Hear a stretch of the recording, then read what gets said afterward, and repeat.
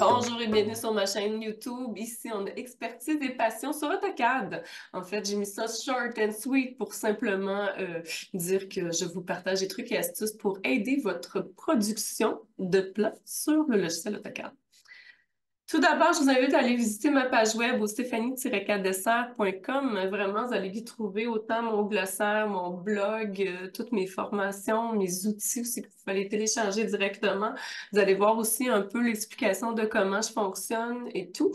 Donc, tu sais, allez visiter ça, allez voir aussi mes réalisations de plans, parce que oui, je fais aussi des plans pour des demandes de permis. C'est vraiment mon expertise.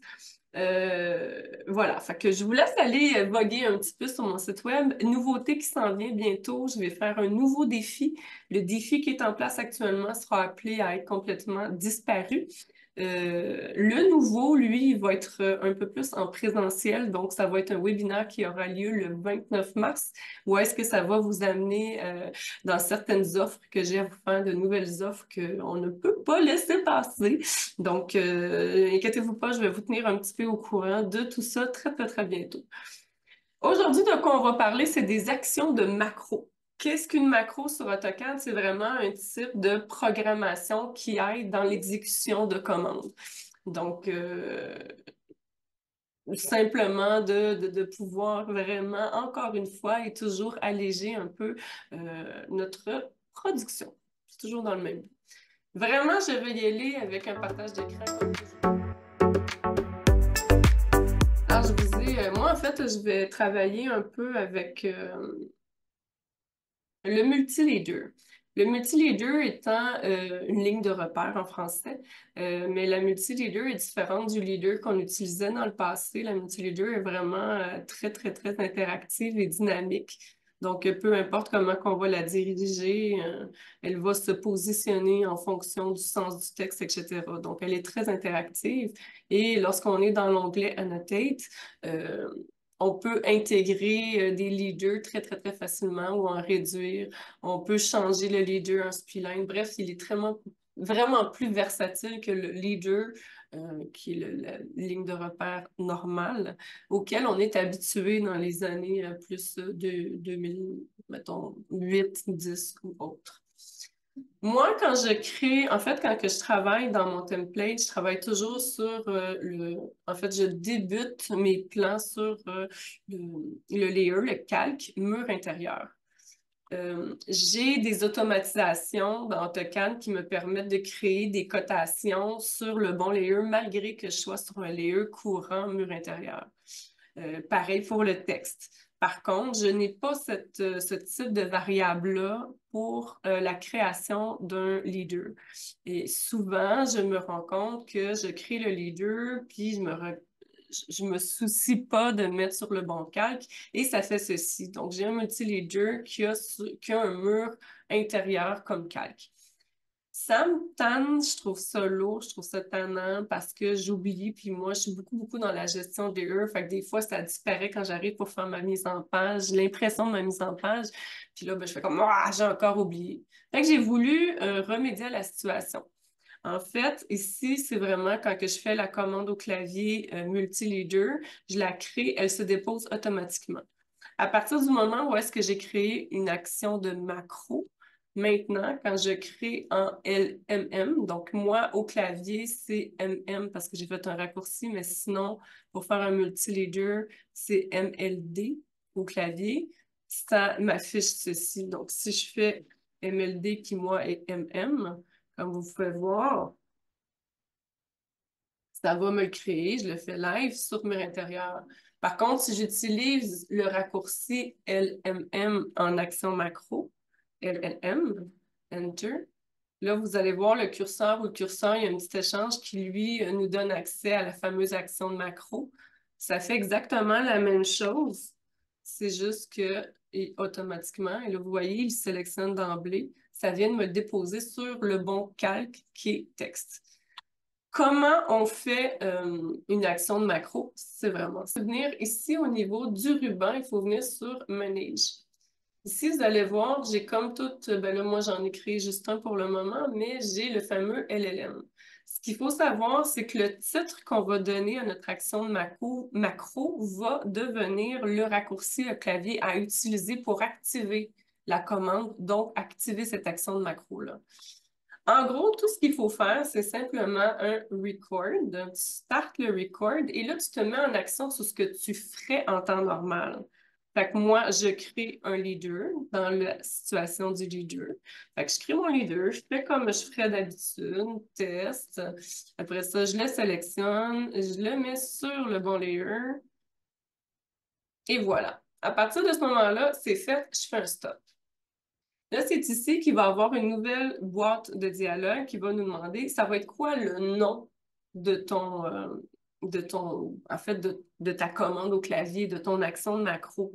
Fait que plus vous êtes serré dans votre nom, le pourquoi que moi j'ai fait LMM, parce que MM est devenu mon nouveau raccourci de clavier au lieu d'être MLD pour commander une production de commande de multileader. Fait que le LMM pour moi était très simple parce que les deux lettres sont très proches. Fait que je vous dirais que l'idée est de ne pas courir avec ses doigts sur le clavier, d'y aller vraiment très short. Comme là, moi, lui, je vais l'appeler LMM2. J'ai pas le pressentiment que l'action de macro, je n'ai pas fait le test, mais fait une différence entre le majuscule ou le minuscule. Ici, on peut simplement mettre une petite description. Donc, moi, je vais mettre euh, MLD avec bon calque test 2 parce que moi, évidemment, lui, il ne va pas rester en place. On fait simplement OK là-dessus. Là, si, mettons, on fait LMM2, Enter, il va automatiquement nous sélectionner ce qui a été fait. Là, ici, moi, si je veux aller le supprimer puis voir ce qu'il y en est. Malheureusement, il y a un petit bug ici, puis là, je suis contente qu'il le fasse. C'est qu'en fait, ça ici, ça ne s'affiche pas toujours. Fait que il y a deux solutions pour pallier à cette problématique-là. C'est soit de faire ACTUI au clavier, actui, comme ça, et de le mettre en valeur 7. Si on revient ici et qu'il ne s'affiche pas plus, il faut malheureusement fermer notre AutoCAD et revenir par la suite. Et ce qui est plaisant, c'est qu'on n'est pas obligé de sauvegarder parce que la commande macro est restée dans notre AutoCAD et non pas dans le fichier dans lequel on l'a créé. Alors, nous revoilà avec notre AutoCAD. On n'a pas accès au Manage lorsqu'il n'y a pas de DWG d'ouvert. Alors, c'est bien simple. Moi, je fais simplement m'ouvrir un template. Et je reviens à mon Manage. Et là, j'ai accès à mon Element 2. Voilà. Donc, le Element 2, si on a ici un View Change, je vous suggère de l'enlever parce qu'en fait, dès qu'on va actionner le LMM2, il va toujours nous faire, au clavier, je veux dire, il va toujours nous faire une sélection du preview comme il a fait précédemment. Donc, il faut le retirer. Si je fais le LMM2 au clavier, il va automatiquement aller me fixer ce que j'ai fait comme enregistrement dans la zone, dans l'angle et avec le texte que j'ai édité lorsque j'ai créé en fait l'action. Fait que pour pallier à ça, parce qu'on s'entend qu'on veut être libre de nos actions, comme je l'ai fait dans le LMM, tu sais, je veux pouvoir sélectionner mon sens, mettre mon genre de texte que je veux, etc. Tu sais, je veux pas être obligée d'utiliser ça, puis après ça, aller l'éditer parce que c'est comme d'étirer notre action plus longue que de juste passer par le multileader de base et de changer son calque. Fait qu'en fait, pour ça, on peut faire des modifications sans problème. Il faut juste venir sélectionner tout ce qui est View Change, c'est vraiment une visualisation de ce que tu as créé. Il faut les retirer en général, qu'ils soient en premier avant l'action de commande ou qu'ils soient en cours de route, on enlève ça. On n'a pas besoin de le garder. Fait que moi, je les délite d'emblée. On peut également supprimer celui-là. Parce qu'en fait, il va toujours nous amener dans une visualisation qui n'est pas nécessaire, puis ça ralentit notre commande. Pour pouvoir empêcher justement qu'il nous positionne le multileader au même endroit. En fait, le but est vraiment de le sélectionner, faire un bouton de droite et lui émettre une pause. Ça, c'est la pause pour le positionnement du pic. Ensuite, ça, c'est la pause pour l'imposition de l'angle de ma flèche. Donc, je lui demande une pause. Et ça, c'est une pause pour le texte de formation. Donc, je lui dis également ici aussi une pause. Et là, à partir de ce moment-là, si je fais le LMM2, ben là, je viens de tomber exactement en test LMM2. Je viens de tomber. Oups! Je savais pas, je me souvenais plus que j'étais en LMM2. Donc, vous voyez que là, j'ai pu faire ce que je voulais comparativement à celui-là. Quand je l'ai demandé d'emblée, il me le positionne exactement à la même place. Là, comme moi, j'ai pas besoin du LMM2, on peut aller faire l'édition et supprimer ceux qui ne sont pas nécessaires. Toujours et encore dans le ruban Manage, si on vient ici, on a le Manage Action Macro qu'on sélectionne simplement.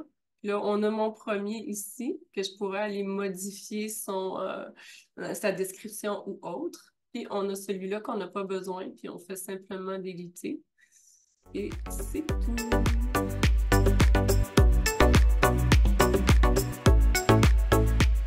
Donc, je sais que c'est une capsule qui était peut-être un petit peu plus longue, mais je crois qu'elle vaut vraiment la peine.